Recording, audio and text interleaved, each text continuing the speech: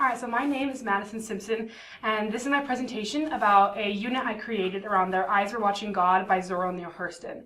When I originally created this unit, I imagined it being for 11th and 12th graders, though I do believe that it might be appropriate for high-achieving and 10th grade honors class. So moving into the standards that I've chosen, first I've chosen Standard 5, which asks students to analyze how the author's choices concerning the structure of the text affects the meaning and the aesthetic beauty of the text. This really asks them to look at where a text begins and ends.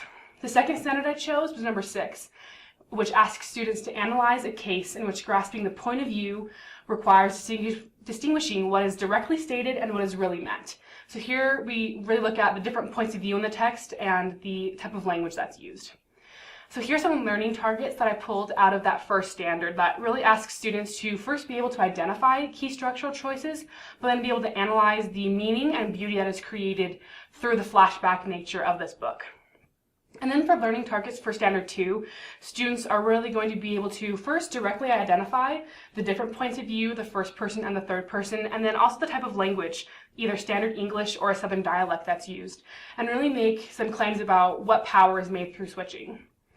The entire unit is focused around this essential question: what power is there in telling our stories? So all of the activities and assignments that students do throughout this unit are really helping them to engage with the idea of voices and what power there is in each person's voice. This is a summative assessment I created for this unit. Students will all complete that first green assignment that asks them to do a basic thematic analysis summary. And then they will choose one yellow and one blue assignment. And here you can see the rubric where they get most of the points for structurally analyzing and analyzing point of view, because those are the main standards, and then they get some fluffer points in professionalism and other things that we ask students to learn as they're moving through high school. And here's the weekly reading schedule. Every day students are reading 1 to 2 chapters, which on average is about 7 to 12 pages, so it's not a lot of reading. But the language is really unique, so I want students to have time to get a grasp on that Southern dialect. And you can see that there's no reading for a portion of week 3 and then the end of week 4 and 5. So week 3 will be a jigsaw discussion, which I talk about later. And then week 4 and 5 is the final assessment, where students are having time in class to complete those green, yellow, and blue assignments that we talked about earlier. And so for the jigsaw discussion, students will be able to become an expert really on a certain topic, either gender, family roles, class issues, social issues, or race. And as they become experts, they're going to, at the end of the assignment, be mixed with other students who are experts in other sections.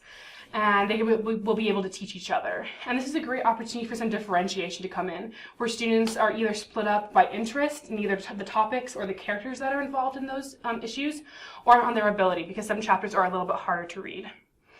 For a pre-reading strategy I included in this unit, on the very first day, I will ask students basic questions about why do we tell our stories, how do we tell our stories, and what meaning is there made through telling our own stories. And then we'll watch some fun clips from some popular movies where the main character, or a really important character, is summarizing or retelling a part of the story, and we'll try and make some claims about what is the difference between who tells stories, and what power can be made through the point of telling stories. For a during reading strategy, on the second day of class, where we read the first chapter, I will have all the students close their eyes and just listen to an audiobook, because this is the first time, for most students probably, when they'll be introduced to the Southern dialect of this book. And so as they listen to the first chapter being read to them, they'll get a better sense of how important it is that the book was not written completely in Standard English, and the power that Hurston really employs through using this different type of language. For an after-reading strategy, I'll use a Likert scale, where when we're about through half of the book, around chapter 13, I will give students a series of statements, and they'll be able to rank how much they agree or disagree with these statements. And the first purpose for this is just a basic reading assessment. If they cannot gauge, agree, or disagree, or if their statements contradict, then I'll know that they haven't really read the book. But also second, this will give me a good view of where students are feeling about these big issues like love and relationship and power and control. And as we pull this unit to an end, I really hope that my students will get 2 main things. First, I hope that they get a good grasp of the standards, because that is something that's required of all English classes. I want them to be able to analyze structure and point of view. But then I also want them to have a real-life application of the literature that we've read. And I want them to understand the power of their own voices and the power of voices throughout history, as well as a clear view of how life events shape our views about life and how reading about these can really alter our perceptions. Thank you.